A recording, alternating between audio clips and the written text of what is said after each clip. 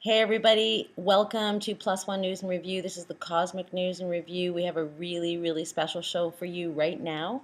It is November 28th, 2013, and it looks like we have a lot of cosmic comet stuff going on today. We do.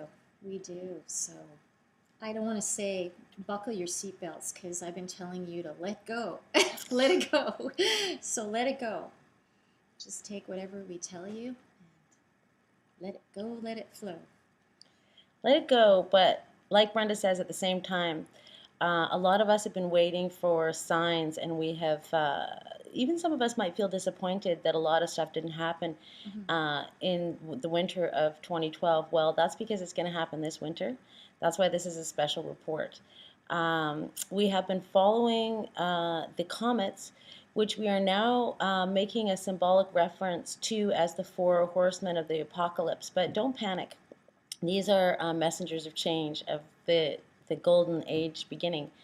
And it all started really on October 31st when four very unusual beings, light beings, came close to Earth all at the same time. And these four beings that are being called comets have been behaving very unusually. Today, the one that everyone's paying attention to is Comet Ison, and we checked in with some other visionaries, some other seers, and one of them is making a reference to that Ison as Zion.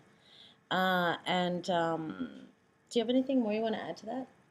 No, I'm enjoying every bit of morsel that you have. Okay, I'm So going to give keep you. on keeping on. You got it going on. Okay, I'm just going to give you a whole bunch of information then about what makes Ison different. And I'm also going to talk a little bit about Lovejoy because that was the comet that was most Mm-hmm. visible in October.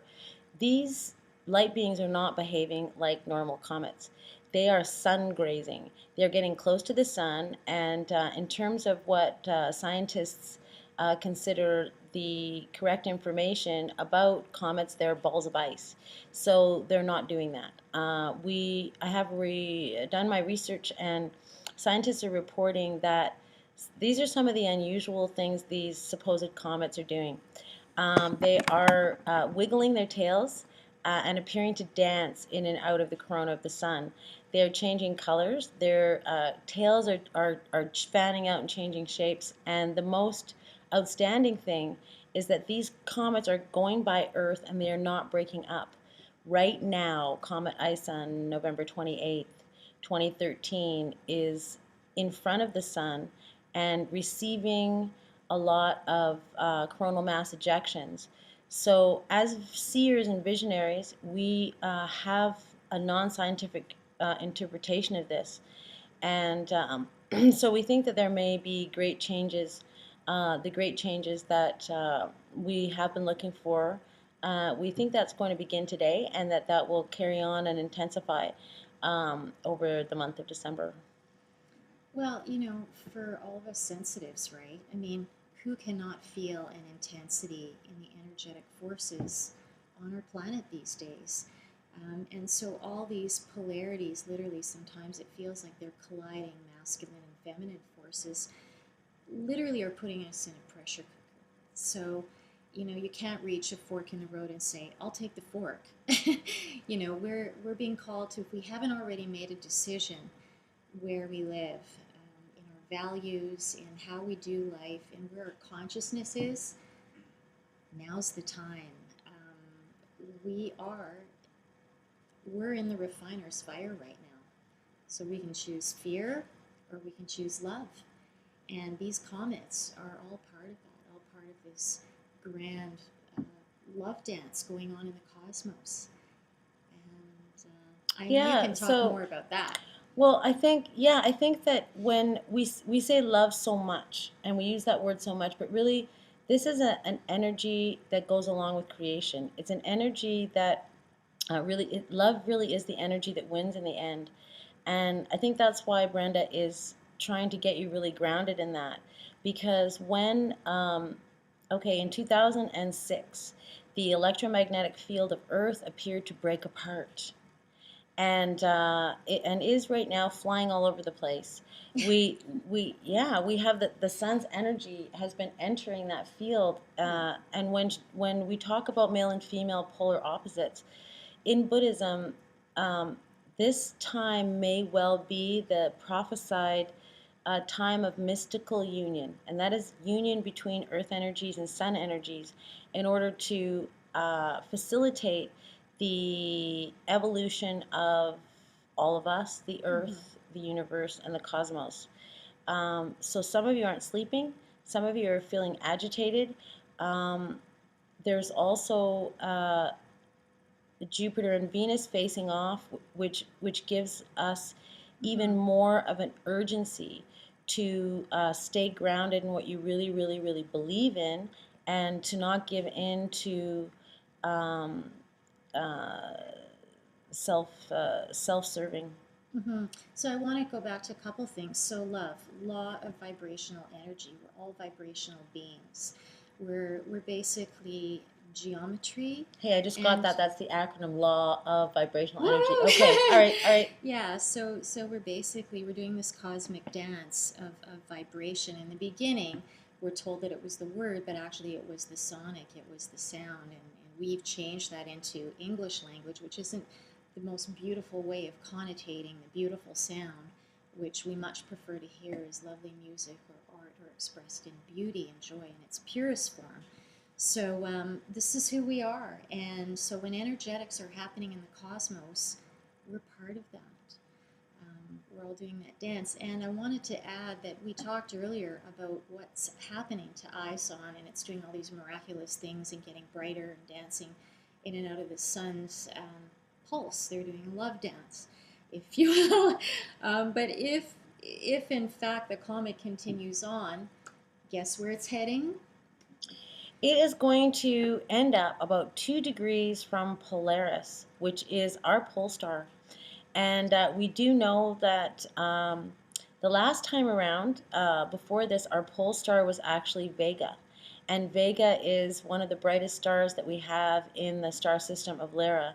And it may be that we will shortly have a new pole star. And scientists have been saying that that would be Vega. Now, we happen to share the sun with that Lyran star system, and many of us um, who, you know, we're, we feel a little bit crazy sometimes when we have taken our minds all the way out to these different star systems. And when we get there, what we find is that this stars are part of our evolution, and they are a part of our history. Mm-hmm. We're all star stuff, really. So yeah, so these changes energetically that are going on might mean that there feels like some dissonance at home perhaps, or at the office, or we just feel a little off balance. And I want to encourage everyone to ground. Number one rule to get through these shifting times is ground yourself and understand that once you're grounded, you can also ascend your energies. You can go up and connect and plug in the same way that you plug in on the internet.